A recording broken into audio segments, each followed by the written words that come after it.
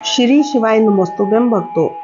श्री शिव महापुराण पंचम युद्ध खंड का 50वां अध्याय शीर्षक है शुक्र को मृत संजीवनी विद्या की प्राप्ति।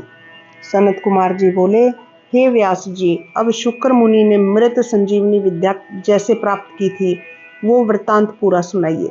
पहले भार्गव शुक्राचार्य वाराणसी नामक नगरी में जाकर प्रभु विश्वनाथ का ध्यान करते हुए बहुत समय तक तप करने लगे। वहां उन्होंने शिव जी का ज्योतिर्लिंग स्थापित कर सावधान चित्त हो भगवान शिव की पूजा की। फिर नृत्य, गीत, उपहारों तथा स्तुति पूर्वक शिव सहस्त्रनाम तथा और भी स्त्रोतों से भगवान शिव जी को संतुष्ट किया। इसी प्रकार शुक्र जी 5000 वर्ष तक अनेकों प्रकार से भगवान शिव जी की पूजा करते रहे। तब शिव जी प्रसन्न होकर वहां प्रकट हुए और शुक्र से बोले, हे तपोनिधि भृगु के पुत्र, मैं तुम्हारे इस तप से बहुत ही प्रसन्न हुआ हूँ। तुम्हारी जो इच्छा हो वह वर मांगो। तब शिव जी के ऐसे वचन सुनकर शुक्र जी ने परम पुलकित हो शिव जी को प्रणाम किया और शिव जी की बड़ी स्तुति की। वह शिवाष्टक है। शुक्र के उस अष्टक को सुन शिव जी और भी प्रसन्न हो गए और प्रेम पूर्वक कहा, हे ब्राह्मण श्रेष्ठ, हे तात, तुम मेरे परम पवित्र भक्त हो। तुमने मेरा यह ज्योतिर्लिंग स्थापित कर उनकी कठिन आराधना की है।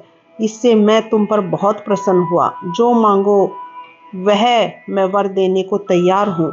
तुम इसी शरीर से मेरे उदर गुहा में प्रवेश कर मेरे इंद्रिय मार्ग से निकल पुत्र भाव को भी प्राप्त करोगे। यह दुर्लभ वर मैं आज तुम्हें प्रदान करता हूँ। इसके अतिरिक्त मैंने जिस मृत संजीवनी विद्या को अपने कठोर तप से प्राप्त किया है वह भी मैं तुम्हें देता हूँ। तुम मेरे आशीर्वाद से आकाश में एक विमल तारा होकर एक प्रकाशमान ग्रह भी होगे। तुम्हारे उदय होने पर ही विवाह आदि शुभ कार्य होंगे और मनुष्यों के धर्म संबंधी सभी कर्म सफल होंगे।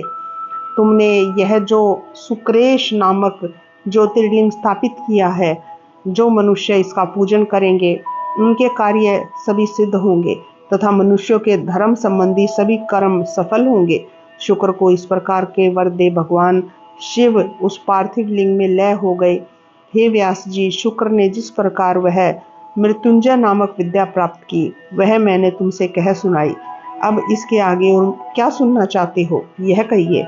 इस प्रकार श्री शिव महापुराण पंचम युद्ध खंड का 50वां अध्याय समाप्त होता है। श्री शिवाय नमोस्तुभ्यं भक्तों।